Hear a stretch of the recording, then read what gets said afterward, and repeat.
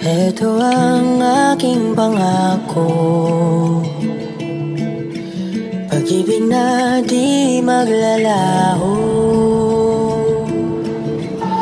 To be patient, to be kind and to be true, to love and to be loved by you.